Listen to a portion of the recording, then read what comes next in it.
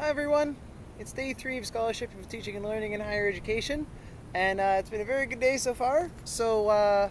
This morning I went to a couple talks, one of which was delivered by Chet Scoville and Michael Tyler Evans of University of Toronto, Mississauga, and that was about how to think about academic integrity in a more holistic way.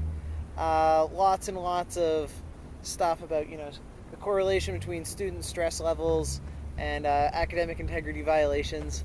So that was a really interesting talk. Very, very good discussion following up on that one.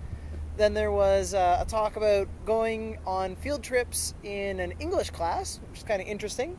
So that was someone from Queen's, and they went to the Queen's Art Gallery and a rare book collection, and actually had the students handle the artifact, like to go and look at the things themselves. Very neat. I'm trying to think of how to apply this stuff to the math teaching, and we definitely have academic integrity issues in math, and we got to figure out how to talk about those issues and how to work with them. But the field trips, I'm not so sure. I would like to do something with field trips in my class, but I'm not entirely sure how to do that.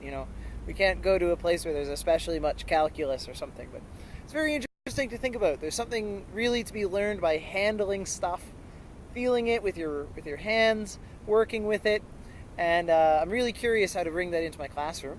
So that was the morning sessions. Then we did a big lunch, met up with a bunch of people, chatted. That was all very nice.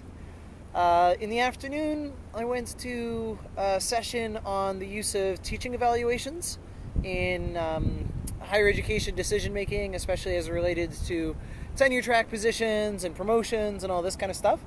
And it's a very tricky issue. Teaching evaluations are known to have sort of systemic flaws. Generally speaking, there are certain things that get overemphasized in teaching evaluations, and there's the question of, are students capable of assessing their own teachers? Should we have some sort of professional who comes in who has a lot of experience dealing with different kinds of teachers, and have those people do the evaluation instead? So that was kind of an interesting talk, interesting to think about. Sort of ties into the whole student feedback thing, which has been my major focus for the conference, is how do we get student feedback, how do we process it, etc. So that was all very interesting.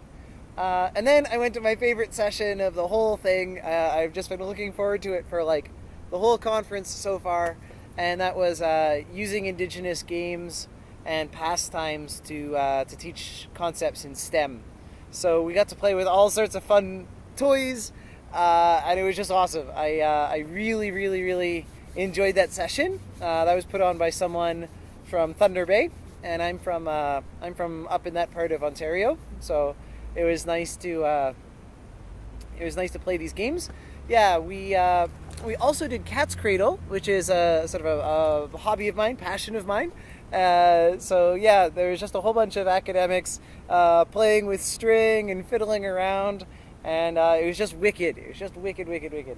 So right now there's a huge push towards indigenization in higher education, and it was very, very nice to play some games from an Indigenous perspective and to talk about the sort of the science-y aspect of it. But really, it was just fun to play with toys.